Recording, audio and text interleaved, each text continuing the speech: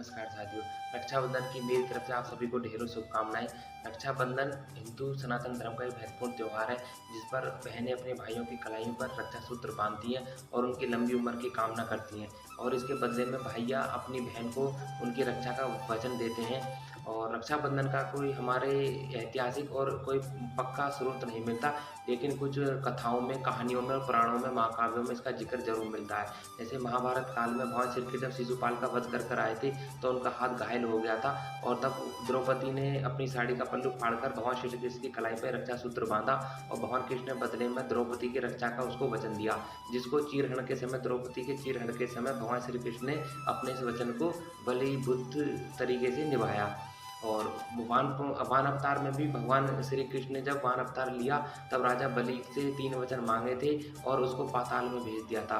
तब माता लक्ष्मी ने राजा बलि को उनकी राखी बाँधी और भगवान श्री कृष्ण विष्णु भगवान से यह प्रार्थना करी कि राजा बलि को वैकुंठ ले आएँ।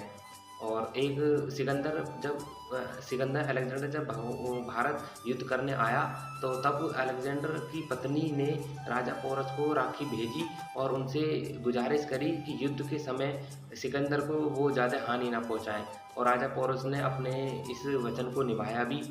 तो रक्षाबंधन का कोई ज़्यादा पक्का स्रोत नहीं मिलता है, लेकिन कथाओं में इसका ज़िक्र ज़रूर मिलता है।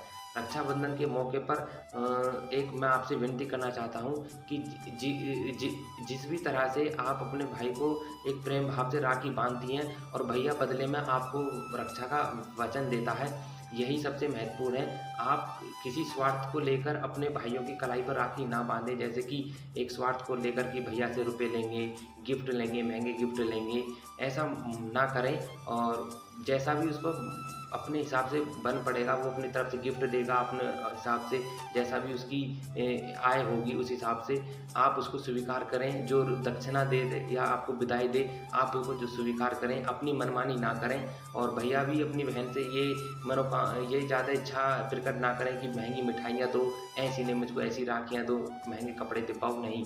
यह एक प्रेम का, बहन-बहन की प्रेम का त्योहार है। इसको खाली एक प्रेम भाव के रूप में बनाएँ, निस्वार्थ बनाएँ और इसी तरह से ही आप हँसते-खेलते रहें और आपके परिवार में रक्षाबंधन का त्योहार बनता रहे। मेरी तरफ से आप सभी को रक्षाबंधन की ढेरों लाखों शुभकामनाएँ।